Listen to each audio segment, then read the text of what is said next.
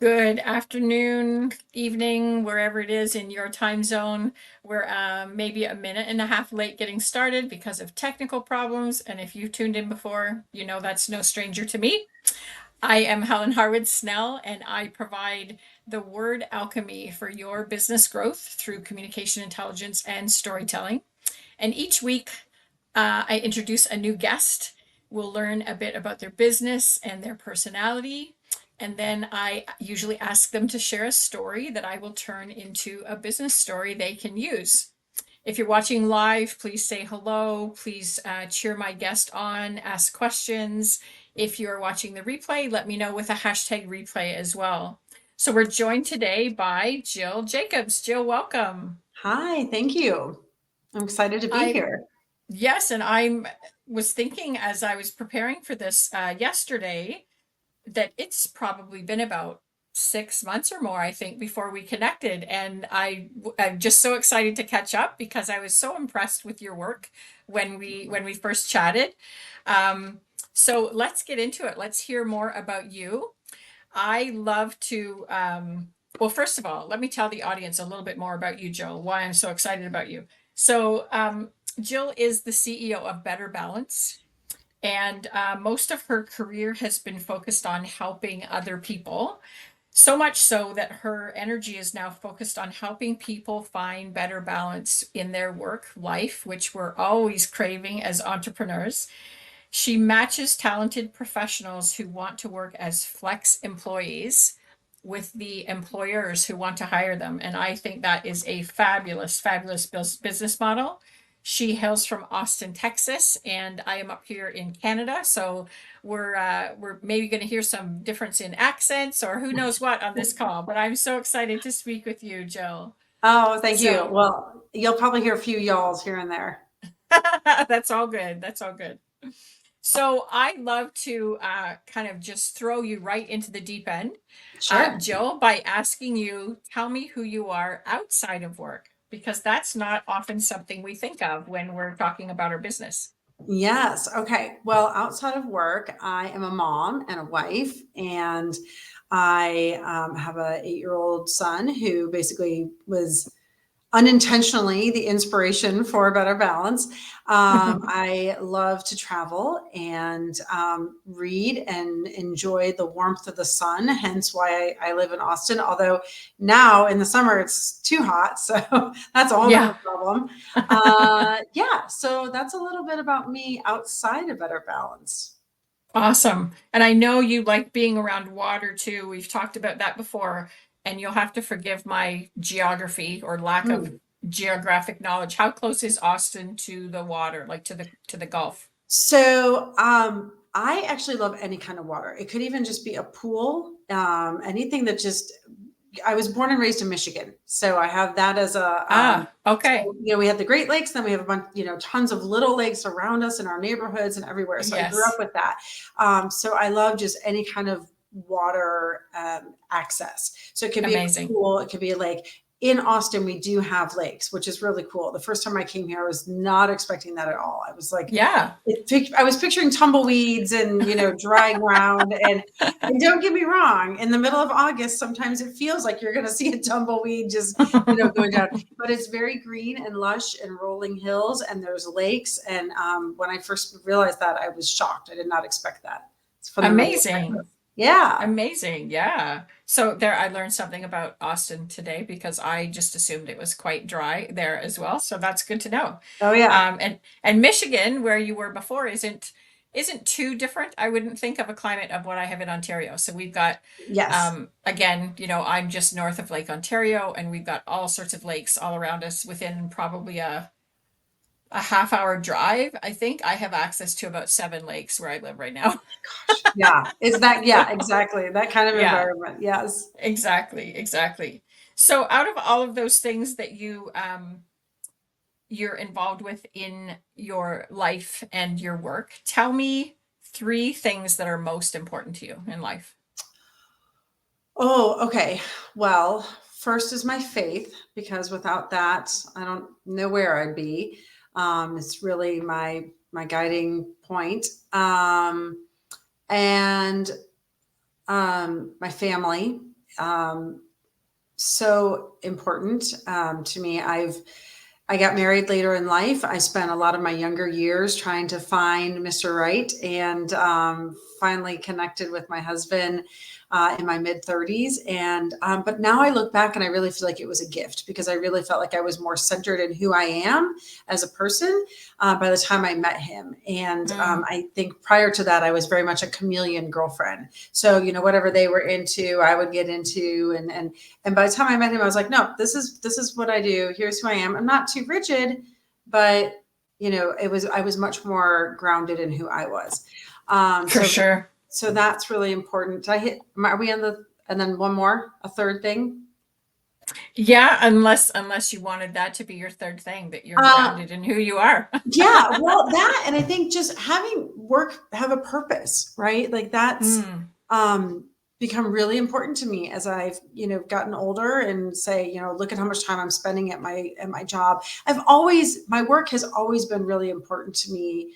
And I think I'm not one of those people that can just be in a job that they don't enjoy. You know, like my husband used to joke. It's actually a Drew Carey joke. There's a club for people who hate their jobs. It's called Everyone. They meet at the bar. And I don't subscribe to that. I'm like, no, no, no. You shouldn't hate your job. That's not how life should be. So Exactly. Yeah, because you spend a lot of time there. So exactly. that's a perfect segue of telling the audience about what you do in your business, Joe.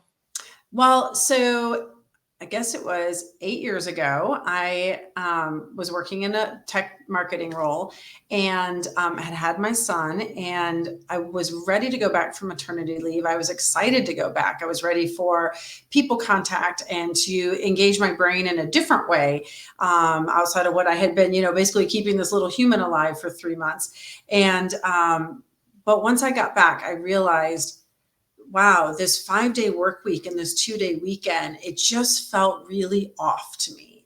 And I said, you know, I really would love to be able to work a little bit less than full time. And so started working towards making that happen with my employer. And what we could afford to do in our family budget was about a 10% pay cut is what we were willing to do. Well, ultimately that ended up becoming hey, we don't really need you for all the things we hired you for, so we're going to cut your job by 50%. And that was very shocking for my husband and I. And but it really basically forced this whole thing to happen, because you know they always say something good comes out of something bad. So I remember, you know, head in my hands at the dining room table, kind of, what have we done? I wish we had spent less on this house so I could work less and do something that I love. And it was literally like that. It was like the light bulb went off, and I was like, yeah, that. I wish we had spent less so I could work less and do something I love.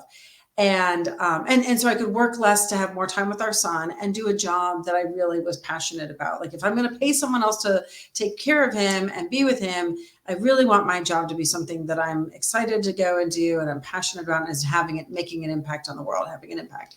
So as I started to look for whatever that job might be, I said, oh, and by the way, I would like that work class is really important. And it just wasn't out there. It didn't exist. And I said, I'd like to work part-time. And my husband said, well, go get a part-time job. And I said, well, they don't exist, part-time professional role. And he Mm-hmm. said, well, why don't you change that? And so that was, you know, this combination of all these different, you know, conversations that happened, you know, the head in the hands, you know, why don't you change that?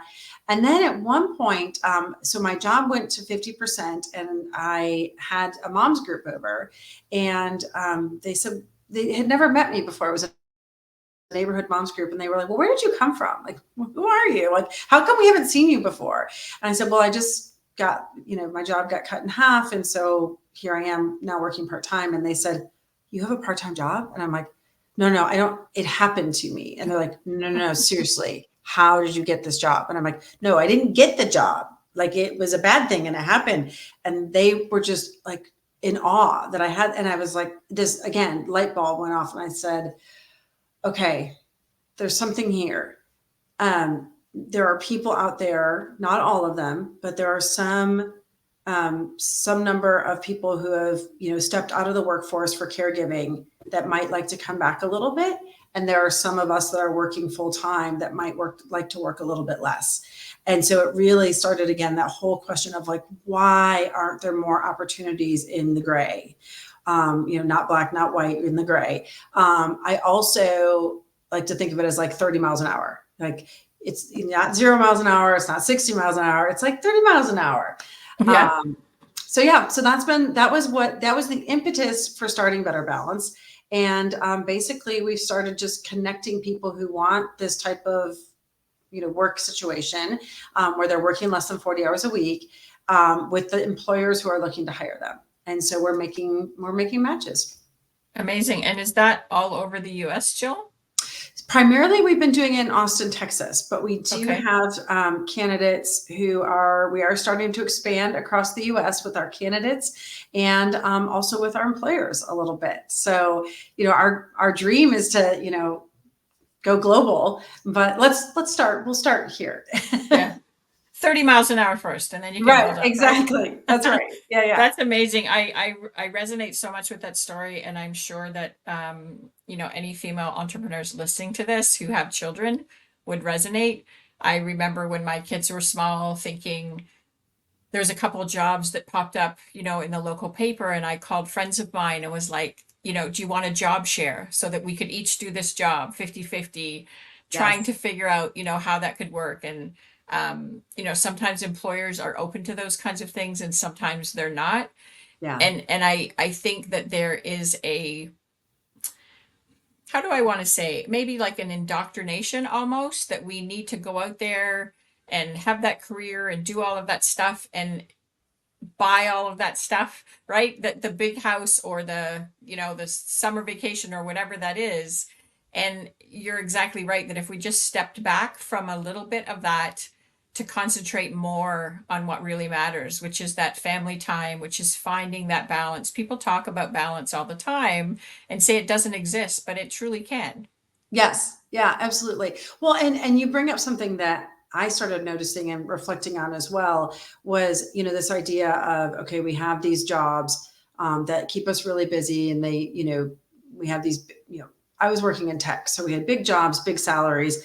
But I wasn't able to be there with my kiddo as much as I'd like to be. And so then I'd find I'd go on these business trips and I'd be buying him gifts and like these, kind of guilt gifts, like, oh, I'm not there. And so I'm sorry. And here's a stuffed animal. And so then, that starts to scale and escalate. And I started looking at some of my friends who are, taking these big vacations and then have to stay in this big paying job to pay for the vacations or the expensive presents. And it just becomes this cycle. And I realized really what my kiddo wanted more than a stuffed animal was time with me.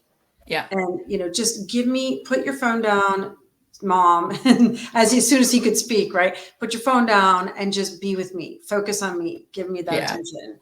And so, yeah, I think that's with a lot of kids and, in our families. It's like, if you could just stop the merry-go-round for a little bit and really think about what's important. And that doesn't mean we don't go on vacations and do things like that, but Oh, for sure. Yeah. it's finding that right mix that works for you and your Yes, family. it's all about making choices, right? I know I was just doing some edits on a book that I'm ghostwriting with, and this woman has this it's a self-defense business, and there's this ABCD scenario, and one of the things that she talks about is assessment and choice often circumvent anything that could be a danger. And I think that that's often, applicable in a case like this, right? If you just assess and make the right choices, like Yeah. you said, it doesn't mean you don't have to have vacation. It might mean that, maybe you're not in a certain upscale neighborhood, or maybe you have one less bedroom in your house or whatever that might be, but Yeah. it's just enough that your mortgage isn't that stressful that you can make those decisions. And it is a tough one. I reflect back, I have 3 children, and when my kids were younger, we made a decision that I was going to be home more, and I started working from home when my kids were smaller. And that eventually worked into my becoming a full-time entrepreneur. I was working for other people, part-time from home. You don't get paid as well. And so it's great to see that there's actually like a corporate venue for that where you can still, um, you know, uh, find that good paying job, that good career position, but only on that part-time basis because it's often a balance with motherhood that we just can't find. Absolutely. Well, and that's what we're working towards too, is educating employers that people want and need this. And so they have people that are working at their organizations right now who Yep. are wishing they could be back, be down to whether it's, it may be somebody who's working 40, 50, 60 hours a week. And, they would like to just be like 30, 35. Like, just give me some extra time, pick up my kids from school or go with my mom to her doctor's appointment so I can get firsthand information on what actually happened there. Or, maybe they want to, Yes. I ran into someone, they want to play tennis 3 days a week and not feel like they have to make up the time, that they're away. And so it's things like that where people are wanting this and they're craving it. They're just not talking about it. And Yeah. so, and they feel like if they do talk about it, that they could end up on, the next layoff list, or that they will be seen as, not loyal, not motivated, not focused. And in reality, that's not at all what's happening. They may be very loyal and very focused, and they have this other thing that they want to go do. Yes. So, it doesn't necessarily change that. And then what you find is that people who do work as flex employees, they actually become more loyal and more dedicated Mm. and more productive and efficient with their time, because they have this perfect scenario and they're like, I'm not going anywhere. So I've got to work really hard to keep this job because I love this balance that I have. And Yes. And I was so, just going to ask that too. If there's, I'm curious about two things. One is, um, how you go about educating employers that way. If you go in and do talks with companies, I'd love to know how you go about that. But I would also like to know if there's any data that you can share on efficiency of part-time employees versus full-time, because I do hear, I haven't been in the corporate world myself for a long time, but I do hear that there's still a lot of full-time corporate work where people check personal emails and, they're maybe not fully productive 8 hours a day. Whereas somebody who's only in there for 4 hours or 5 hours or 2 days a week or whatever, they're going to go in and get the job done. So I'd love if you could comment yeah. on those things. Yeah, absolutely. So it was funny because I was spending a lot of time here in Austin going to networking events and talking about, hey, this is what we're trying to do and create. And as I was out there talking and trying to convince employers, I kept running into employers that were like, you don't have to convince me. I'm on board. Where are the people? I've Oh, tried to great. find them. I've tried posting jobs. I haven't had great luck. Help me find them. And I was like, okay, great. So that has been a lot of the employers we've helped to date. My Amazing. vision, it's been great. It's been wonderful to realize that there are employers out there who already get it. Many of whom are moms who say, yeah, no, I get it. And just because you become a mom doesn't mean you want to give up your career. But it also doesn't mean that you want to work the same schedule that you used to work or with the same intensity, I want to say. Yes. And so, but as far as the employers that are not, raising their hand saying, where are the people? So that's what we're working at, is really getting out there and letting people know that, hey, we would love to come talk to you. Let's talk about what you have in place. What kind of flexibility do you offer right now? Is it documented? Do people know it's an option? And also to educate employers, that they want this. People want this. And so they may not be talking about it, but they want it. And if they can get it somewhere else, they will consider leaving to have that somewhere else. Yes. And so, really educating employers that before that happens, before you lose that good person, let's look at how we keep them, right? How do we, and then, being able to, you've got this person who's working, let's call it 40, 45, 50 hours. And they're like, well, wait, if they go down to 25, 30 hours a week, what that load doesn't change. Okay, well, good. Guess what? I've got somebody in my candidate pool who wants to work 15 hours a week that has that exact skill set. So let's just let them, so it's not quite job share, but let's Yeah. have them plug in and fill in and take on those responsibilities that the other person isn't going to do anymore. So, so that's the vision, what we'd like, the conversations we'd like to be having with employers who are not offering this right now. As Yeah. far as statistics, I don't have the statistics off the top of my head, but there was a big study done in Europe around this, not the 4-day work week one, but another one that really does talk about the increases in efficiency and productivity that were found when people work less than 40 hours a week. Yeah. I can imagine it just, again, it just makes sense to me, right? You're way back when I can remember, um, you know, in a corporate job that I was in, there was a half hour designated for lunch. And so I was in a sales department. There was production in the back. And so the people in the back, the production employees, they got a 15-minute break in the morning, 15-minute break in the afternoon. But if somebody worked in the front office, they didn't get those breaks. But if they were smokers, they would have to go outside to have those Yeah. breaks. And sometimes I would walk past the smoking area and see the same people there like all the time. And I'd think, oh my goodness, when are they working? Right. Right. Yeah. So yeah, so Yeah. I really think that there is a lot of sensibility to that. And Mhm. again, with whether it's a stay-at-home dad or a stay-at-home mom, I think there's just such a great balance that can be found, and the idea of kind of changing lifestyle goals as well. Do you find yourself kind of doing any like career counseling really in that aspect about talking with people about Oh yeah, wanting a little less? absolutely. Yeah. And that's when we really learned this wasn't just, a parent's issue, right? Like it wasn't just for moms.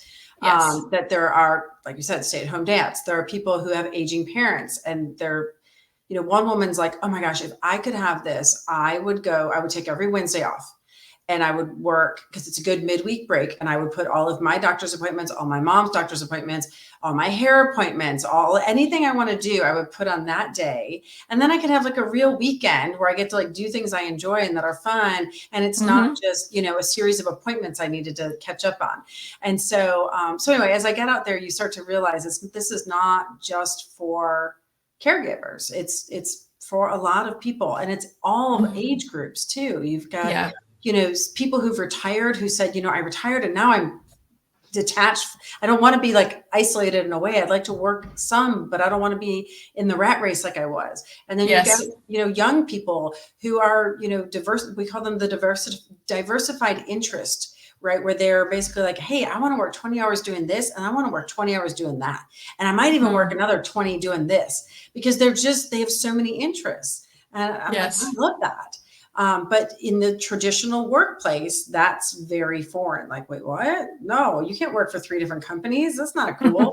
So there's a real big mindset shift. I think most of our career coaching is actually with the employers, and really Mm. helping them to see that it is a mindset shift of Yes. so many different things. So yeah. Yeah, that's great. And I know one of the areas that you kind of specialize in is accounting. Do you want to tell me a little bit more about accountants and bookkeepers and how you work Yeah. that part of the business? Yeah, so we've been trying to figure out for a while, where can we have the most impact? I come from tech. My colleagues come from some from tech, some from um, I'm sorry, I can't even think of the industry, more manufacturing industry, and Yeah. so. But all very business oriented. And so we were trying to figure out, where do we focus in? And as we were talking to people, we learned, okay, there's a bunch of accountants who have left the industry since the pandemic. But even before that, they were leaving because they're burnt out, or they're tired of working so many hours, or being like deadline driven. Like you get, everyone's like, oh, April 15th. Like, yeah, but that's not the end of it. Then you have July 15th, then you have October 15th, then you have, all these Yes. different deadlines for these different, personal taxes and business taxes and extension deadlines and all these things. So really realizing that there's been this mass exodus. And as that's happened, the accountants that are left are getting stretched even thinner and thinner. And so really kind of looking at how can we help this industry. And it was really a friend of mine who said, another mom, she was like, I think you can really have an impact here. I think if Mm. you can convince these accounting firms that people want and need this, they can save some of the people that, kind of have one foot out the door, like I was telling you about, those people that are like, if they only knew what I wish I could do. And then bring some of the people who've left the industry back. Say, hey, would you come back if you could only work 20 hours a week? Could you, and so to basically this friend was like, I think that you could really help this industry. And so that's where we decided. And then we also actually our first couple of matches were for CPA firms. One Oh, for a very part-time good. bookkeeper and one for a part-time office manager. I then met a woman from New Hampshire who she's building her entire accounting firm around part-time people. And so it just really started just getting traction there and saying, okay, I think this is a place where we can have an impact, but also there are people already starting to do it. Yeah, well, that's great. And that would be one area where I would think too that, expanding outside of your local geographic area, a lot of accounting work could be done online, and so that could kind of be the thing that allows you to become a little bit more national and eventually global Yes, yeah, with your aspirations. So that's great. absolutely, That's absolutely. great. So now, just to kind of wrap up the show, we started a few minutes late, and I want to be respectful of your time, Jill.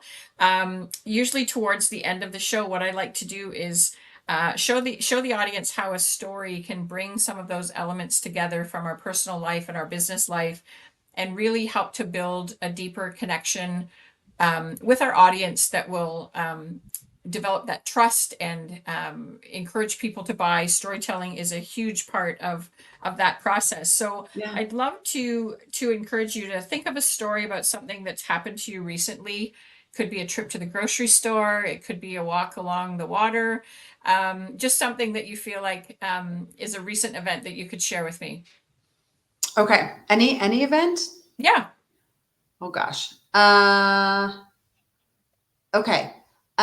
So we have an exchange student visiting us from France, and we took her to a restaurant here in town that overlooks the lake and has Tex-Mex. We thought it might kind of check a few boxes, Tex-Mex, see the lake, see the hill country. And it was a delightful experience. It was hard to make sure that we were talking slow enough for her, Mm. so because I know she's still translating. So, but it was a fun night, and I'm really hoping that we, showed her a good, cool side of Austin. Very cool. So yeah, how I could think right away of a couple of instances of how you could change that into a message for your business. And I think one of the key elements that I would speak about there, well, I'm actually going to hit on two. I'm going to say that, um, you know, an analogy that you could use from a story like that is having a limited amount of time, trying to take someone out and show them all of the sites and do the best that you could. And sometimes that can be overwhelming. And that's the same kind of thing that can happen in our business when we're trying to do so many things, working full time, looking after our families. And sometimes you just have to take a step back and realize that maybe one meaningful exposure is better than trying to do three or four, because it's a little more impactful. And that is the same with having some dedicated work time to do a job well. So that's one idea that I could think of that you could take from that story. And the other one is along the idea of talking slowly to make sure that that was understood. I think, talking about taking a guest out, understanding that there was a language barrier, understanding that there was so much that we wanted to share, and we really had to be careful with choosing our words, is the same way we go about going into a corporation and talking to them in the language that makes sense to them about why part-time employees are better for their business. I love that. Hold So on, I got to break these down, Helen. well, I'm going to send you a recording of this at the end of the show, Jill. But that's just one of the things I love to do, is to just demonstrate how everyday events in our lives become the thing that helps identify how we show up uniquely in our business. You know, we were talking about accountants. There's thousands of accountants out there in the world. How do you show up differently as an accountant? It's because of who you are as a person. So there's so much around personal branding that has to do with connecting with our customers and developing that know, like, and trust factor. So I'm glad that that was a great experience for you there, and I will definitely send you the recording of this. Thank you so much for joining me. It was a fun conversation. I, again, am fascinated with what you're doing, and I really hope that it becomes a tremendous success. Thank you. And I just want to remind the audience that stories do create these meaningful connections. Jill and I shared stories when we first met through a networking group that we're in, and that's what instigated this appearance by Jill on my live show today. But the idea of sharing stories is there's really a scientific intelligence to that. We create these neural pathways in the brain through sales presentations, social media posts, whatever that may be. As long as it's a story, there's a real connection there. So join me again for more on storytelling for Tuesday Tales next week, or feel free to have a look in my bio to check out my storytelling course or the new Close the Sale workshop that I have coming up on May 6th. We will see you all again soon.